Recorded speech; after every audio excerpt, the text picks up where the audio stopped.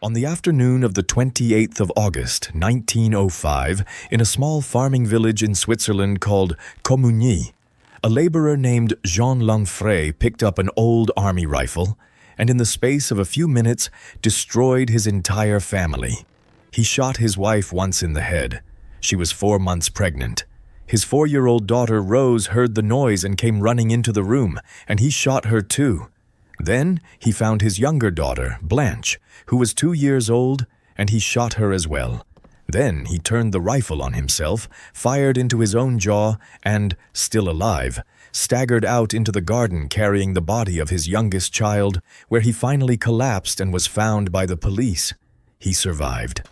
And in the days that followed, as 3 coffins were laid out, 1 full-sized and 2 heartbreakingly small, the people of that village, and then of the entire country, asked the question anyone would ask. How? How could a man do this to the people he loved? Witnesses said that Lanfray himself, standing over the coffins, wept and begged them to tell him it wasn't true. "I loved my family so much," he cried. He claimed he could not remember any of it. And the answer that Switzerland reached for, the answer that a grieving, horrified public seized upon, and that would echo across Europe and all the way to the United States, was not that Jean Lanfray was a violent, chronic alcoholic, which he was. It was not that he had spent that entire day drinking a staggering, almost unbelievable quantity of wine and brandy and liqueurs, which he had. No. The answer they reached for was a single drink. One specific, glowing, emerald green drink that he had swallowed 2 glasses of that morning. They blamed the green fairy. They blamed absinthe. And within a decade, that one afternoon in a Swiss village would help drive the most popular drink in France into total prohibition. Banned in country after country, exiled for nearly 100 years, branded as a poison that drove men mad. There was just one problem with that story. It was not true. That was 1905. But to understand how a humble herbal medicine became the most feared and glamorous and hated drink in the Western world, and how it was condemned for a crime it did not commit, we have to go back more than a century to a green valley in the mountains of Switzerland, and a bitter little plant that people had trusted to heal them for thousands of years. So let's start there. The heart of absinthe is a plant called wormwood. Its formal name is Artemisia absinthium, and if you have ever tasted anything made from it, you'll remember one thing above all else. It is bitter. Ferociously, almost impossibly bitter. Wormwood is one of the most bitter plants in the entire natural world, and for most of human history, that bitterness was the whole point. Because in the old logic of medicine, bitter meant powerful. Bitter meant it was doing something. And humans have trusted wormwood for a very, very long time. The ancient Egyptians used it. The ancient Greeks used it. Physicians going back thousands of years reached for wormwood to treat stomach complaints, to expel intestinal parasites. That, in fact, is where the name wormwood comes from. And to bring down fevers. It appears in old herbal texts across the ancient and medieval world. Even Shakespeare mentions it. It was one of those foundational plants in the human medicine cabinet, the kind of remedy every healer knew and every apothecary stocked. So when our story really begins, in the late 1700s, wormwood was not some exotic novelty. It was an old, familiar, trusted medicine. And the place where it all came together was a remote, green, misty valley in the mountains of western Switzerland, in the canton of Neuchâtel, a place called the Val-de-Travers. In this valley, people had already been making a kind of wormwood-infused wine for generations. It was a folk remedy, a homemade tonic. But sometime in the late 1700s, someone took the crucial step. Instead of just soaking wormwood in wine, they distilled it, combining wormwood with a whole bouquet of other herbs, anise and fennel and hyssop and coriander and more, in a strong grape spirit and running it through a still. What came out was something far more concentrated and potent, a clear, high-proof, intensely herbal elixir that glowed a beautiful pale green from the plants inside it. Now, here is where I have to stop, because this is exactly the kind of origin story that gets tidied up over the years, and I promised you this channel does not do that. The story you will usually be told is clean and satisfying. It goes like this. A French doctor named Pierre Ordinaire, and yes, that really was his name, Dr. Ordinary, fled the chaos of the French Revolution, settled in that Swiss valley, and around 1792 invented absinthe as a miracle cure-all, a health tonic he prescribed to his patients. On his deathbed, so the story goes, he passed the secret recipe to two local sisters, the Henriot sisters, and from them it entered the wider world. It's a lovely story. A brilliant doctor, a secret formula, a deathbed handover. And it is probably mostly a myth, because when historians actually dig into it, the doctor starts to look less like an inventor and more like a good salesman. There's strong evidence that the Henriot sisters, and other distillers in that same valley, were already making this wormwood elixir before Dr. Ordinaire ever showed up, or entirely independently of him. Commercial distillation of absinthe as an actual drink seems to have been underway in the valley around 1794, tied to a local distiller named Perrenneau. The brilliant doctor invents it in a flash version, was largely popularized much later, polished up in part by the very company that would go on to sell absinthe by the millions of liters. It made for better marketing than the truth. And the truth, as it so often is in these stories, is quieter and more collective. Absinthe was not invented by one genius in one moment. It emerged slowly out of a whole community of Swiss valley distillers refining an old folk medicine into something new. But whoever exactly first got it right, one thing is certain. That green valley in Switzerland is absinthe's birthplace, and the drink it produced was about to get a name that would follow it forever. They called it La Fée Verte, the Green Fairy, partly for its beautiful green color, and partly for something magical that happened when you drank it. Because when you added cold water to a glass of absinthe, the clear green liquid would suddenly bloom and swirl into a milky, luminous cloud, the essential oils of all those herbs coming out of solution in a slow, ghostly dance. It looked, honestly, like a little bit of magic in a glass. The Green Fairy. Remember that name, because the world was about to fall completely in love with her, and then, just as completely, turn on her. For a few years, absinthe stayed a small, local Swiss curiosity. What turned it into an empire was a Frenchman with a good eye for business, and a very simple motive. Taxes. In 1797, a French entrepreneur named Major Dubied acquired the recipe. His family got into the business, and crucially, his daughter married a young man named Henri-Louis Perrenneau, who had learned the art of distilling from his father. And in 1805, that young man made two decisions that would change the course of the drink entirely. First, he changed his name. Perrenneau became Pernod, a cleaner, more marketable name. Pernod. If you know anything about absinthe or French spirits, you know that name, and this is where it starts. Second, he moved the business across the border, out of Switzerland and into the French town of Pontarlier. And the reason was purely practical, to avoid paying the taxes and duties on shipping the drink across the frontier into France. By moving production onto French soil, Pernod could sell to the enormous French market without the border eating into his profits. It was a brilliant move, because France, it turned out, was ready for absinthe. French café culture at the time offered a fairly limited menu of drinks, some bitter tonic wines, not a lot of variety. And here came this exotic, aromatic, ritualistic, beautiful green spirit from the mountains. It offered something genuinely new. And it caught on. The Pontarlier distillery started out producing something like 16 liters of absinthe a day. Hold on to that number because of where it goes. As demand grew, Pernod expanded and expanded again. Within a few decades, that operation and its successors were producing tens of thousands of liters every single day. At the absolute peak of the absinthe boom, France as a whole was producing something on the order of 36 million liters of absinthe a year. From 16 liters a day to 36 million liters a year. That is not a fad. That is a nation being completely transformed by a drink. But a drink doesn't conquer a country on taste alone. Absinthe had two enormous strokes of luck. Two historical accidents that turbocharged it from a popular novelty into a national obsession.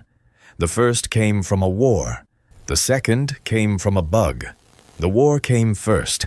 In the 1830s and 40s, France was fighting brutal military campaigns in North Africa, in Algeria, and French soldiers there faced an enemy far deadlier than any human army.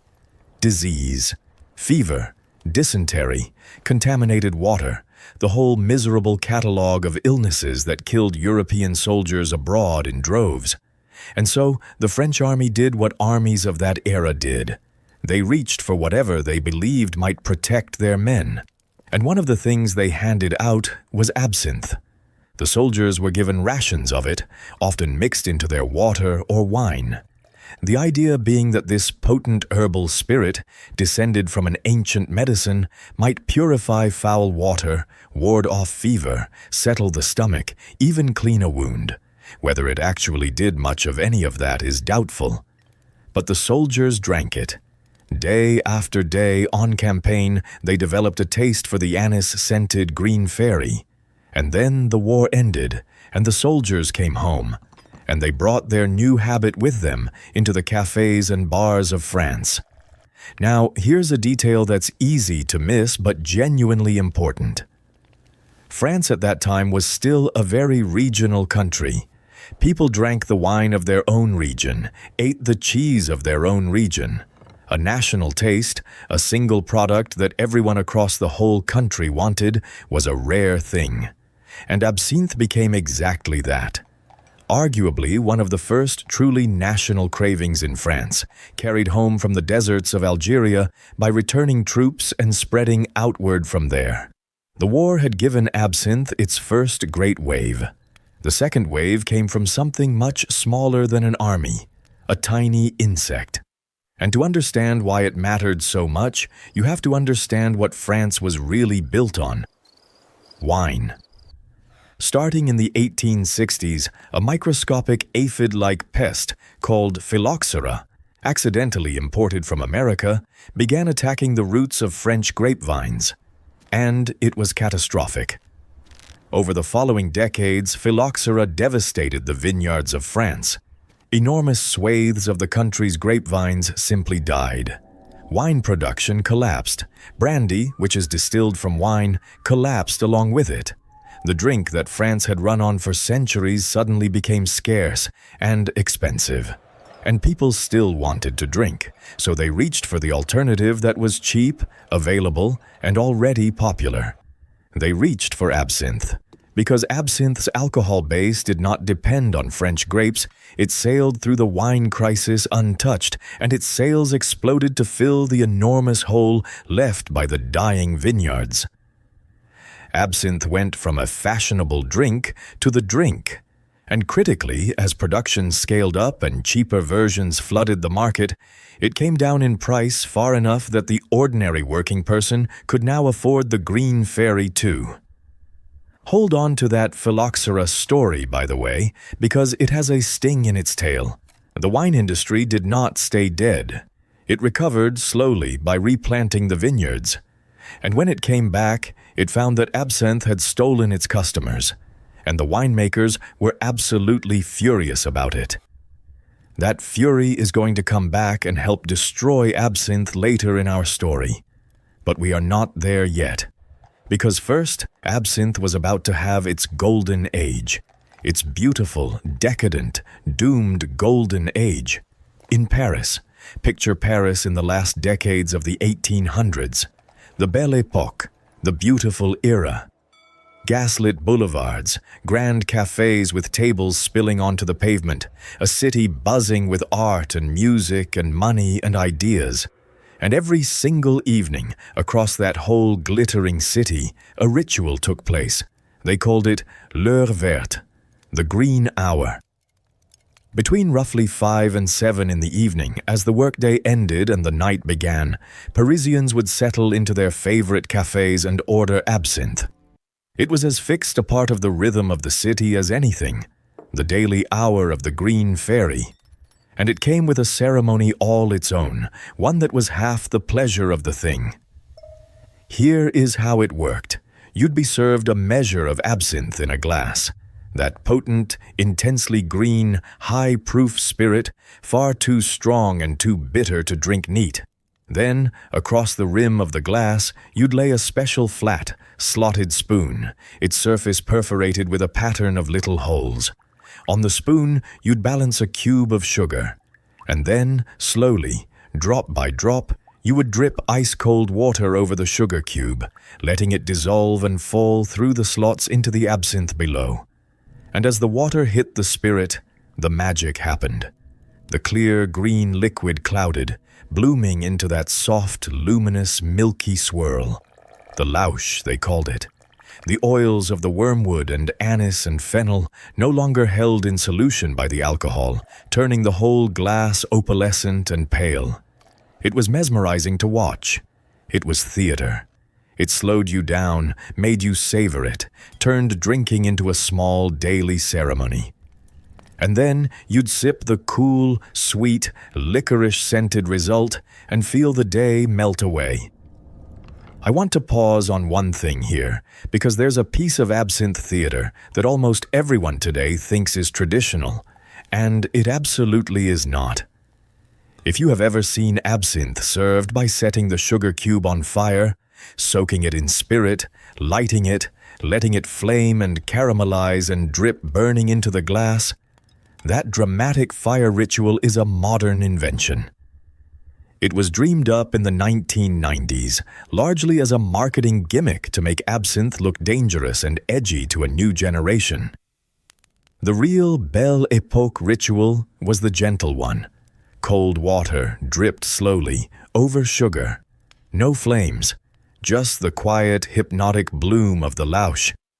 Keep that in mind, because it's a small preview of a much bigger theme in this story. Almost everything sensational you have heard about absinthe was invented by someone with something to sell or something to destroy. And in Belle Époque Paris, absinthe became far more than a drink. It became a symbol. Specifically, it became the drink of the artists. The bohemian world of Paris, the painters and poets and writers who gathered in the cafés of Montmartre, took absinthe and made it their own. It became the fuel and the muse of an entire artistic movement, wrapped in an aura of creativity, rebellion, and beautiful self-destruction. The list of names is staggering. Vincent van Gogh drank it. Henri de Toulouse-Lautrec, the painter of Parisian nightlife, was devoted to it. Reportedly so devoted that he had a hollow walking cane made so he could carry a supply of absinthe with him wherever he went. And he's credited with inventing a brutal cocktail of absinthe and cognac that he called the Earthquake. Edouard Manet painted The Absinthe Drinker. Edgar Degas painted a bleak, haunting scene of two absinthe drinkers slumped in a café that became one of the defining images of the age. Pablo Picasso painted the Green Fairy more than once. The poets Baudelaire, Verlaine, and Rimbaud drank it. And across the channel, the great Irish wit Oscar Wilde adored it and gave us one of the most famous lines ever spoken about the drink. "A glass of absinthe," Wilde said, "is as poetical as anything in the world." To these artists, absinthe was not just alcohol. It was a doorway. They believed it unlocked something, inspiration, vision, a different way of seeing. The Green Fairy was their companion and their muse, and they built a whole romantic mythology around her. Some of that mythology, honestly, was the drink talking. And some of it was tragedy dressed up as glamour, because a good number of these men were, in plain terms, alcoholics, and absinthe was destroying them even as they celebrated it. You have probably heard, for instance, that Van Gogh cut off his own ear during an absinthe binge, that the Green Fairy drove him to it. It's a story that gets repeated constantly, and the honest answer is that we do not really know. Van Gogh drank absinthe, yes, and he suffered from serious mental illness, and the two may well have interacted. But the neat tale of absinthe made him do it is exactly that. A neat tale, unproven, the kind of story that stuck to absinthe precisely because absinthe was becoming a convenient explanation for every dark thing. And it wasn't only Paris. Absinthe's glamour radiated outward across the whole Western world.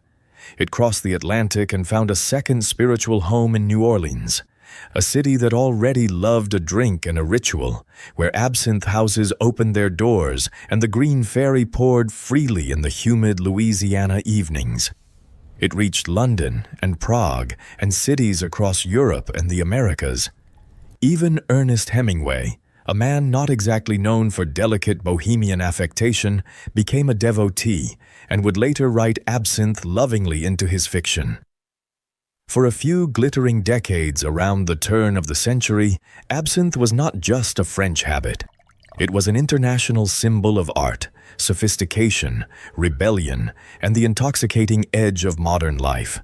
The Green Fairy was, briefly, one of the most fashionable things on earth, which is exactly what made her fall so far and so fast, because that romantic image, absinthe as the doorway to genius and madness, was about to curdle into something much uglier. The same mystique that made absinthe glamorous to poets made it terrifying to everyone else.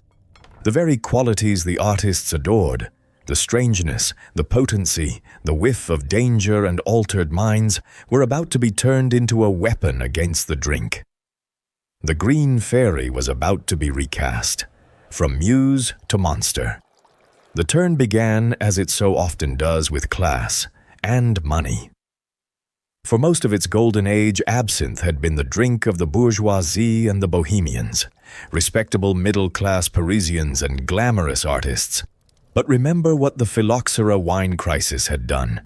It had driven absinthe's price down and pushed it into the hands of the working class.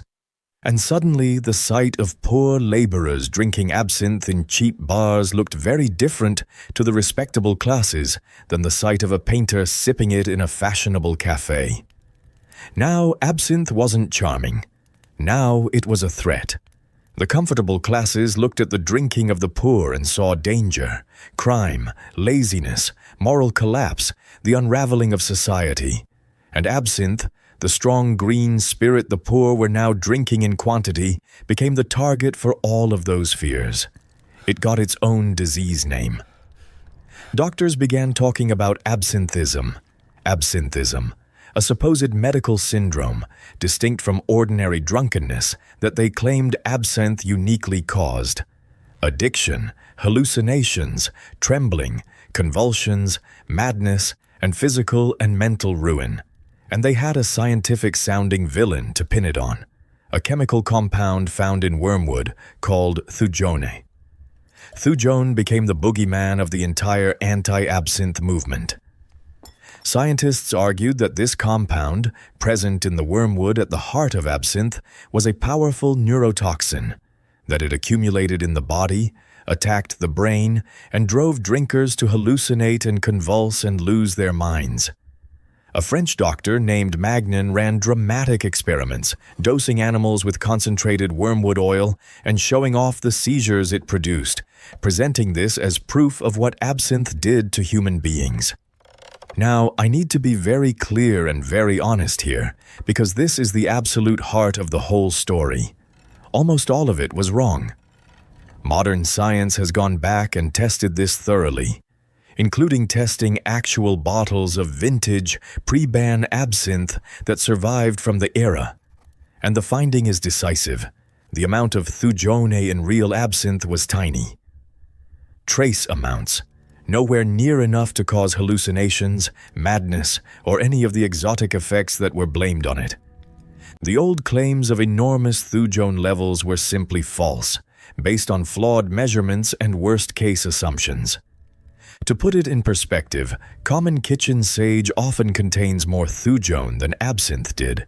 Nobody has ever launched a moral panic about sage. So what was actually harming absinthe drinkers? Two things, and neither of them was the green fairy's mystical wormwood magic. The first was simply the alcohol.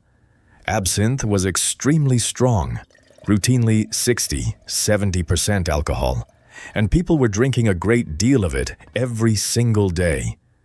That will wreck a human being all on its own.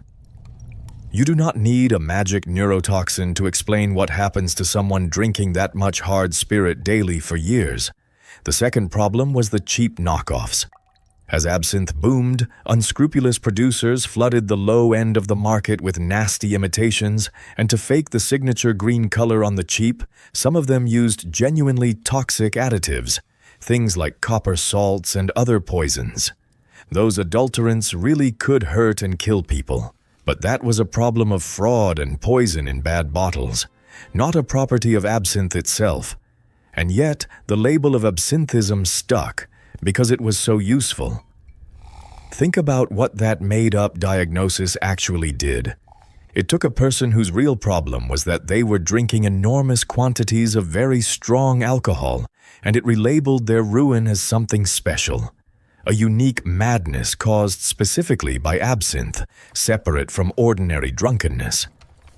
That relabeling was the whole trick. If a wine drinker collapsed, that was just a drunk. But if an absinthe drinker collapsed, that was absinthism. Proof that this one particular drink was uniquely, chemically evil. The diagnosis wasn't discovered. It was constructed to fit a conclusion people had already reached, and the propaganda around it was relentless. Illustrated newspapers ran lurid articles with titles like "The Crimes of Absinthe," pairing accounts of violence and despair with dramatic engravings. One widely circulated temperance petition thundered that absinthe made you crazy and criminal, that it caused epilepsy and tuberculosis, that it had killed thousands of French people, that it turned a man into a beast, a woman into a martyr, and a child into a degenerate, and that it threatened the very future of the nation. That was the register of the debate. Not measured, not scientific, apocalyptic. The posters showed the green fairy as a green-skinned demoness or a leering skull, dragging her victims down to death. A drink that a generation of poets had called their muse was now being drawn as the literal face of national destruction. Here is the tragic irony, then. Absinthe was being condemned as a uniquely dangerous, mind-destroying drug.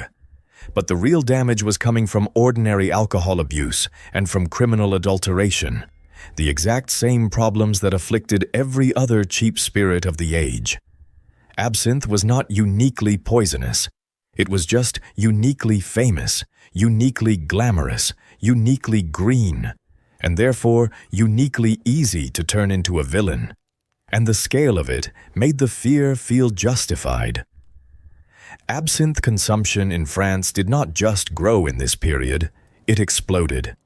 In the decades leading up to the bans, French absinthe consumption multiplied many times over, rising something like 15-fold in the final decades of the 19th century as the drink spread from the cafés of the elite down into every working-class bar in the country.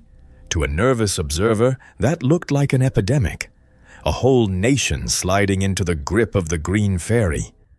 What that observer usually missed was that this was really the story of alcohol in general, getting cheaper and more available in an industrializing society. But absinthe was the visible face of it, the one with the name and the color and the reputation, and so absinthe caught the blame for the whole rising tide. And villains, it turned out, were exactly what a lot of powerful people were looking for, because absinthe had enemies. Powerful, organized, motivated enemies, and they were closing in. The first was the temperance movement. All across Europe and North America in this era, a huge wave of anti-alcohol activism was rising. Campaigners who wanted to fight the misery that heavy drinking caused in industrial societies. And absinthe was the perfect target for them.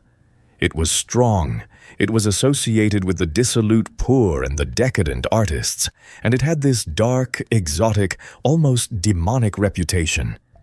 If you wanted to rally the public against drink, you could not invent a better poster villain than the Green Fairy.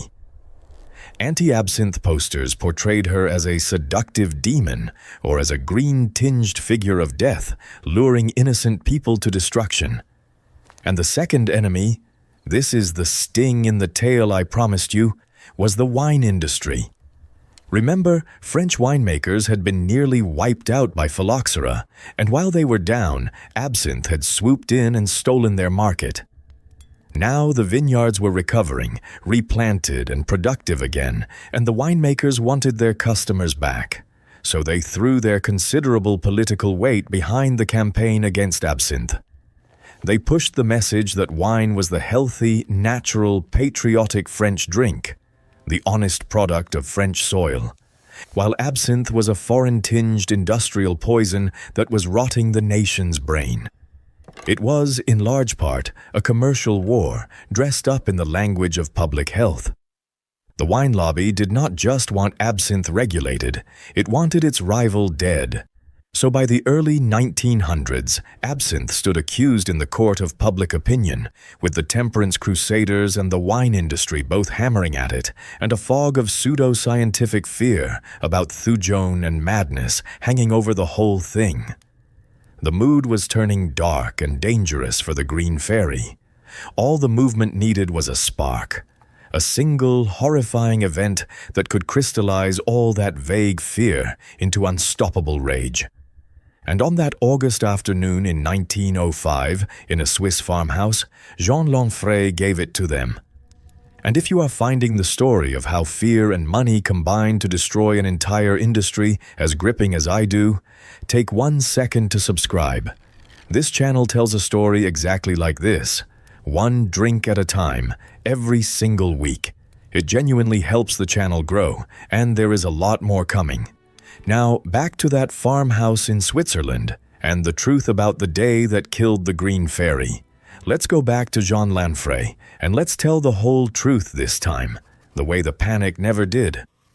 Lanfray was a heavy drinker, not a casual one, a chronic, serious alcoholic, the kind whose drinking had been a source of constant tension in his marriage. And on the day of the murders, the police were meticulous about documenting exactly what he had put into his body because it matters enormously. He started the day at dawn with a shot of absinthe diluted in water.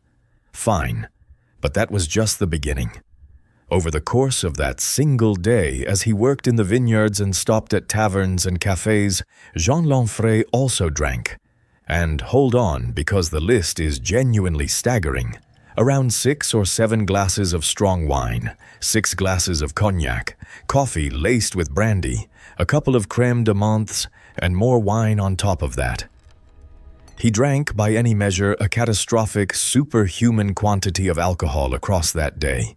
And somewhere in that ocean of wine and brandy and liqueur, near the very start of it, there had been 2 glasses of absinthe. When he finally got home, drunk almost beyond comprehension, he argued with his pregnant wife over something trivial. She would not wax his boots or would not do some chore. And in his blind rage, he took the rifle and did the unthinkable. Now look at that day clearly. Look at what this man actually poured into himself. And then ask yourself, which drink was to blame? Any honest person looking at that list sees a man annihilated by a full day of relentless, mixed, heavy drinking. The 2 glasses of absinthe were a tiny fraction of what he consumed. If you wanted to blame a single drink, the wine and the cognac have a far, far stronger case than the absinthe ever did. But that is not what happened. Because by 1905, the public had already been primed for years to fear one drink above all others. And so, out of that entire day of drinking, the press and the public and the campaigners reached past the mountain of wine and brandy, and they pinned the whole horror on the 2 glasses of the Green Fairy. The newspapers called it the Absinthe murders. Not the wine murders, not the cognac murders, the Absinthe murders. A man had slaughtered his pregnant wife and his 2 little girls, and absinthe, the glamorous, sinister, foreign-tinged drink that everyone was already afraid of, took the fall. The reaction was volcanic. In the village, a town meeting was held where speaker after speaker rose to blame the tragedy on absinthe. Across Switzerland, a petition to ban the drink outright gathered an astonishing 82,000 signatures in a matter of weeks. The wheels of prohibition, already greased by years of temperance campaigning and wine industry money, now spun at full speed. As for Lanfray himself, he was tried, convicted of the murders, and sentenced to 30 years. He never served them. 3 days after the verdict, he was found hanged in his prison cell. But by then, the man himself almost did not matter anymore. He had become a symbol, and the symbol had taken on a life of its own. The campaign he had ignited was unstoppable. And so the bans came, country by country, like dominoes falling. The Swiss canton where the murders happened banned absinthe almost immediately. Switzerland as a whole moved to prohibit it nationally, writing the ban directly into the country's constitution by referendum, effective 1910. Belgium had already banned it. The Netherlands banned it. In 1912, the United States banned it, with an official body declaring absinthe one of the worst enemies of man and vowing to keep Americans from becoming slaves to this demon. And then, in 1915, came the one that really mattered. France, the spiritual home of absinthe, the country that had drunk 36 million liters of it a year, the country of the green hour and the bohemian cafés and Pernod Fils. France banned the Green Fairy. The most French of drinks was now illegal in France. The Green Fairy was exiled from her own kingdom. And here is a detail that should make you stop and think about the whole affair. This wave of prohibition happened at a time when, this is genuinely true, heroin and cocaine were still legal in much of the Western world. You could buy products laced with cocaine over the counter. But absinthe, an anise-flavored spirit whose great crime was being strong and glamorous and green, was hunted down and outlawed across 2 continents. It remains one of the strangest facts in the whole history of what humans have chosen to fear and what they have chosen to ignore. Never before in the history of the temperance movement had a single specific type of drink been singled out and banned like this. Not beer as a category, not wine, not whiskey. A specific drink, absinthe, was named and outlawed while other spirits carried on being sold. That is how completely the Green Fairy had been transformed in the public mind. She had gone from the muse of poets to public enemy number 1, and it had taken only a few decades, a class panic, a junk science boogeyman, a furious wine lobby, and one terrible afternoon in a Swiss farmhouse to do it. In France, absinthe was quietly replaced by a new, legal, wormwood-free drink, pastis, the anise-flavored aperitif that is still hugely popular in France today. Same licorice flavor, none of the demonized wormwood, none of the dark reputation. It was absinthe with the fairy exorcised out of it, and for the better part of a century, that is what people drank instead. The Green Fairy was gone, banished. A ghost, remembered only in old paintings and old scandals, whispered about as the drink that drove men mad. Except she was not quite dead, and the truth eventually would set her free. For most of the 20th century, absinthe lived in exile and in legend. It was the forbidden drink, the one your grandparents had heard drove artists insane, a piece of dangerous, decadent history locked away behind prohibition. And because it was banned and mysterious, the myths only grew wilder. By the late 20th century, absinthe had a reputation as basically a hallucinogenic drug, something that would make you see things, a kind of drinkable psychedelic from the days of Van Gogh. Movies played up the idea. Marketers, once it started creeping back, leaned into it hard, inventing that flaming sugar cube ritual to make it look as dangerous and trippy as possible. But underneath all the myth, the actual truth about absinthe was waiting to be rediscovered. And starting in the 1990s, it was. The revival began appropriately through a loophole. It turned out that a handful of countries had never actually banned absinthe in the first place.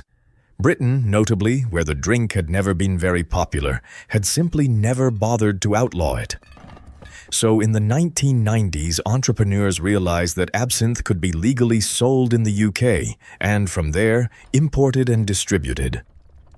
In 1998, a British importer secured the legal sale of absinthe in the UK, cracking the door open in the European Union after nearly a century. And as absinthe came back into the light, scientists finally did what the panic of 100 years earlier had never done. They tested it, properly. They ran the chemistry on modern absinthe and, remarkably, on surviving bottles of the real pre-ban stuff from the 19th century. And the verdict was clear and final. The thujone levels were tiny, a fraction of what the old scare stories had claimed, far too low to cause hallucinations or madness or any of it. The whole scientific basis for the ban, the entire thujone neurotoxin nightmare, collapsed. Absinthe, it turned out, had never been what they said it was. It was a strong, herbal, high-proof spirit, no more magically dangerous than any other strong spirit, and a good deal more beautiful than most. One by one, the bans fell.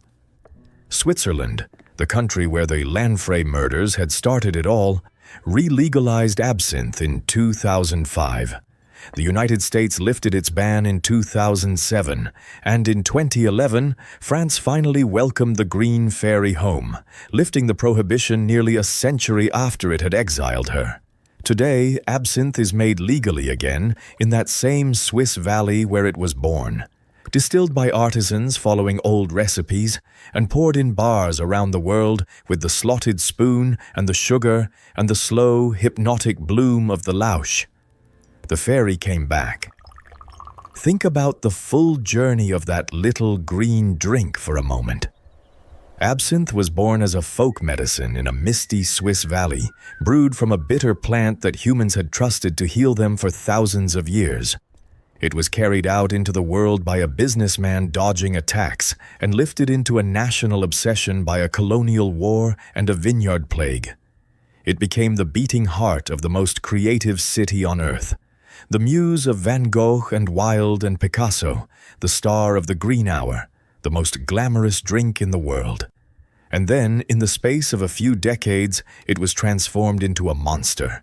Blamed for madness by junk science, hated by a rival industry, feared by a nervous society, and finally condemned for a triple murder it did not commit, on the word of a man who had drunk a full day's worth of wine and brandy before he ever touched a drop of it. For nearly 100 years, the world believed the lie.